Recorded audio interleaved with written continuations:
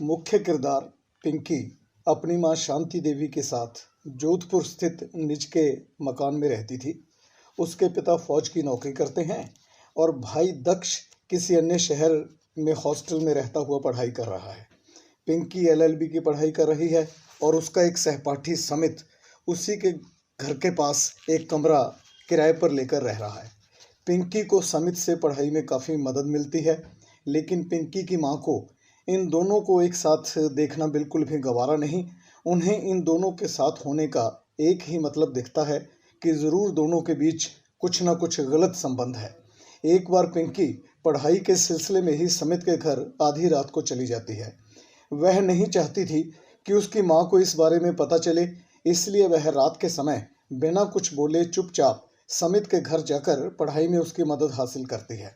मगर बदकिस्मती से उसकी मां की नींद खुल जाती है और उसके लौटने से पहले ही उसे इस बात का पता चल जाता है कि वह समित के घर गई हुई थी। इस पर वह पिंकी से तो मारपीट करती ही है, समित को भी घर से बाहर निकालकर अच्छा खासा पीट देती है।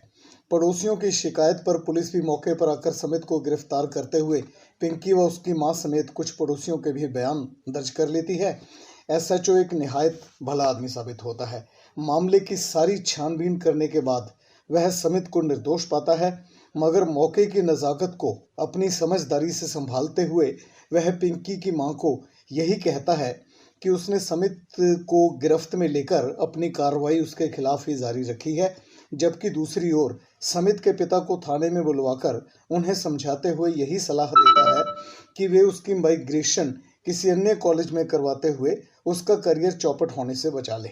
नहीं तो पिंकी की मां ने हर मुमकिन प्रयास करके उन पर दबाव बनाते हुए उन्हें समित को गिरफ्तार करवाने पर मजबूर कर देना था। इस सब की इनके अलावा बात बाहर नहीं जाएगी। दूसरी ओर पिंकी की मां ने अपनी जीत का जश्न मनाते हुए अपनी ही बेटी की बदनामी इस कदर करवा दी कि पिंकी का कॉलेज जाना तो दूर, घर से बाहर निकलना ही मुश्किल हो गया। गली का हर टपोरी अब उसके आगे पीछे घूमने लगा। हर घर में पिंकी के चरित्र को लेकर जी भरकर मजे लिए जाने लगे।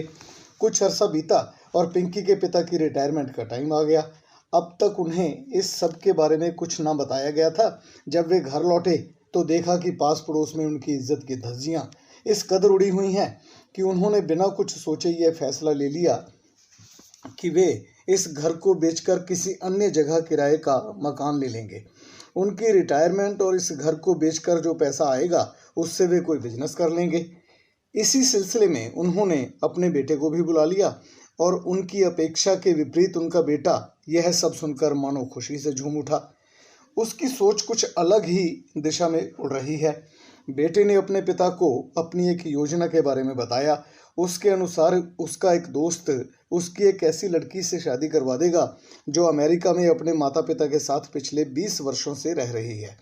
कई सवालों जवाबों और गहन छानबीन के बाद आखिर पिंकी के भाई की शादी उस लड़की से हो गई, मगर अपेक्षाओं के विपरीत अभी सिर्फ पिंकी के भाई को ही अमेरिका साथ ले जाने की बात की गई।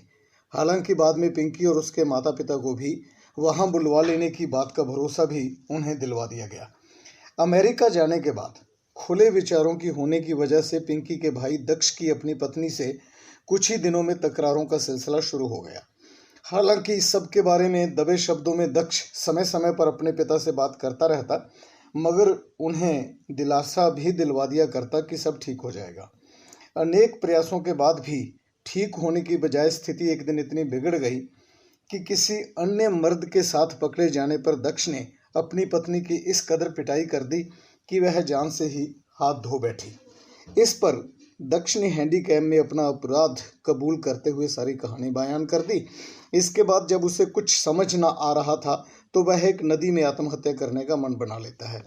इस सब के बारे में वह अपने पिता को भी फ़ोन पर बता देता है। उसके पिता दक्ष के दोस्तों को किसी तरह संपर्क करके उसे संभालने की बाबत अनुरोध करते हैं, मगर पड़ोसियों की शिकायत पर पुलिस द्वारा दक्ष को उसके हैंडीकैम में रिकॉर्डेड कन्फेशन की साथ गिरफ्त में ले लिया जाता है। इधर इंडिया में पिंकी के माता पिता इस समय जिस महिला के पास किराए का मकान लेकर रह रहे होते हैं वह महिला एक समाज सेविका होती है।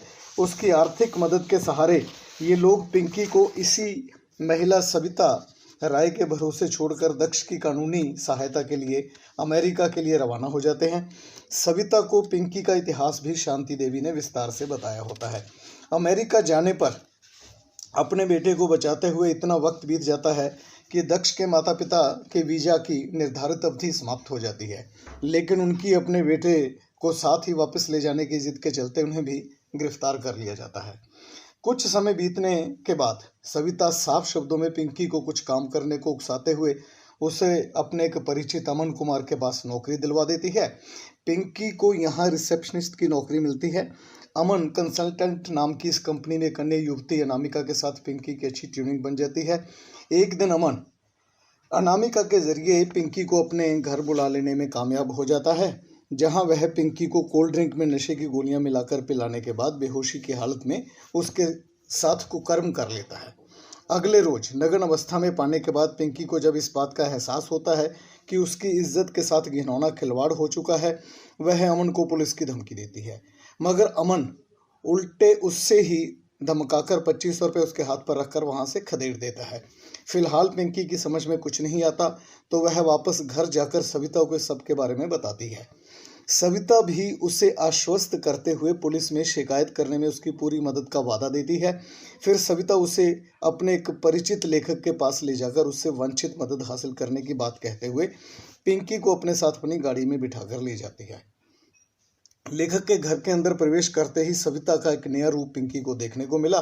दरअसल अमन को लड़कियों को सप्लाई देने की अहम भूमिका सविता ही निभा रही थी। वह किसी लेखक का घर न होकर एक कोठानुमा स्थान होता है, जहां लड़कियों को ट्रेंड करते हुए उन्हें वेश्यावृत्ति में उतारा जाता है। यहाँ पिंकी की जबरदस्त पिटाई करके उससे यह सब करवाने के लिए मनवा लिया जाता है, जो एक वैश्य का कर्म होता है। हालांकि पिंकी ने यह सब फिलहाल इसलिए स्वीकार किया था क्योंकि वह जानती थी कि अपनी जान बचाने के लिए उसे उनकी हाँ में हाँ मिलानी ही पड़ेगी। फिर पिंकी को एक अन्य अंधेरे कमरे में बांधकर भूखे पेट फेंक दिया जाता है, जहां पहले से 2 अन्य लड़कियों को भी बंदी बनाकर रखा हुआ है। इन 2 लड़कियों की मदद से और खुद पिंकी की हिम्मत से वह वहां से भाग जाने में कामयाब हो जाती है। हालांकि अन्य दोनों लड़कियां अभी भी वहां बंदी ही रह जाती हैं, जिन्हें छुड़ाने का वादा पिंकी उन्हें करती है। वहां से कुछ दूर जाकर पिंकी को एक टैक्सी वाला आकर पूछता है कि वह कहाँ जाएगी, तो पिंकी टैक्सी ड्राइवर को देखकर उसे पहचान लेती है। वह स्कूल में उसी का सहपाठी हुआ करता था, रघु। उसी वक्त वहां पुलिस की एक जीप आकर उनसे इस तरह खड़े होने की बाबत पूछताछ करती है, तो पिंकी अपनी चतुराई का परिचय देते हुए खुद को पुलिस की नजरों में ना लाकर उन 2 लड़कियों के बचने का जाल बुनने में कामयाब हो जाती है। पुलिस पार्टी उसी समय दी गई जानकारी पर धर पकड़ करते हुए गिरोह को गिरफ्तार कर लेती है और उन 2 लड़कियों के अलावा भी अन्य कई युवतियों की जिंदगी बर्बाद होने से बचा लेती है। इधर पिंकी रघु के साथ शिमला के लिए रवाना हो जाती है, क्योंकि रघु शिमला का ही रहने वाला है। रास्ते में पिंकी अपनी सारी दास्तान रघु को सुना देती है। सब सुन लेने के बाद रघु और पिंकी एक दूसरे की ओर इस कदर आकर्षित हो जाते हैं कि रघु पिंकी को उससे शादी करने के लिए मना लेता है। पिंकी का भी अब पीछे कुछ न रह गया था, तो वह भी शादी के लिए राजी हो जाती है। पिंकी और रघु शिमला पहुंचते ही किसी मंदिर में जाकर शादी करवाने की भी तैयारी कर ही रहे होते हैं कि अचानक पुलिस की एक टीम आकर इन दोनों को गिरफ्तार कर लेती है। रघु एक मर्डर केस का वांछित अपराधी है। अपने एक दोस्त और उसकी पत्नी के साथ मिलकर कुछ ही दिन पहले रघु ने किसी को मर्डर कर दिया था। हालांकि यह सब उसने अपने दोस्त के प्यार को हासिल करवाने के लिए किया था, जिसमें उसका खुद का कोई आर्थिक लाभ नहीं होना था। कुछ देर की व्यापक पूछताछ के बाद पिंकी को इस केस में निर्दोष पाते हुए उसे बरी कर दिया जाता है। इसके बाद पिंकी यहीं शिमला में रहते हुए कोई छोटी मोटी नौकरी की तलाश करने लग जाती है। जल्दी ही उसे अखबार के एक विज्ञापन के जरिए विराज नाम के एक वृद्ध शख्स के पास नौकरी मिल जाती है। चंद महीनों के अच्छे व्यवहार के बाद विराज भी पिंकी को गलत तरीकों से स्पर्श करने के नाकामयाब प्रयास करने जारी कर देता है। एक रोज वह किसी बहाने से पिंकी को अपने घर ले जाकर उसे नशीला पदार्थ देते हुए उसके साथ मुंह काला करने का प्रयास करता है, मगर पिंकी की आत्मशक्ति के आगे नशा ज्यादा असर नहीं दिखा पाता। मगर रिवॉल्वर की नोक पर विराज पिंकी से दुष्कर्म करने की कोशिश जारी रखता है। किसी तरह अपने आप को बचाने के प्रयास में गोली चल जाती है जो विराज को लगती है। विराज मौके पर ही अपना दम तोड़ देता है। गोली चलने की आवाज़ पर पड़ोसियों द्वारा पुलिस को सूचना मिलने पर मौके से भाग जाने से पहले ही पिंकी को धर दबोचा जाता है। विराज और उसके परिवार के रसूख की वजह से पिंकी के बचाव के लिए कोई भी वकील आगे आने को तैयार ना हुआ।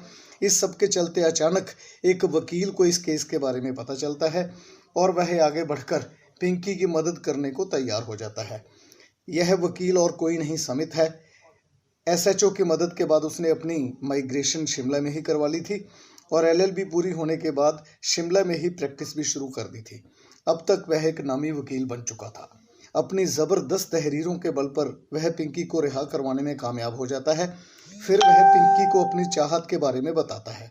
वह पहले दिन से ही पिंकी से बेइंतहा मोहब्बत करता है, इसलिए वह आधी रात को भी पिंकी की पढ़ाई में मदद करने के लिए तैयार रहता था। उसने बताया कि उसके घर वालों ने जब उस पर शादी का दबाव बनाना शुरू किया तो उसने साफ साफ बता दिया था कि वह पिंकी के अलावा किसी और से कभी भी शादी ना करेगा। तब उसके घर वालों ने पिंकी का पता लगाने की कोशिश भी की थी, मगर वह कहाँ चली गई थी इसकी बाबत उन्हें कहीं से कोई जानकारी हासिल न हो पाई। तब उसने अपने घर वालों को साफ शब्दों में कह दिया था कि अगर उसकी मोहब्बत सच्ची है तो वह पूरी कायनात से गुजारिश करेगा कि वह पिंकी को उसे मिलवाने के लिए तमाम संभव साजिशें कर दें। और यही हुआ। आखिर पिंकी उससे मिल ही गई। अब पिंकी के साथ बीती हर घटना दुर्घटना की बाबत जानते हुए भी वह उसी से शादी करना चाहता है। पिंकी तो पहले ही अपनी जिंदगी उसके नाम कर चुकी है, वह इस शादी से भी इनकार कैसे कर सकती है।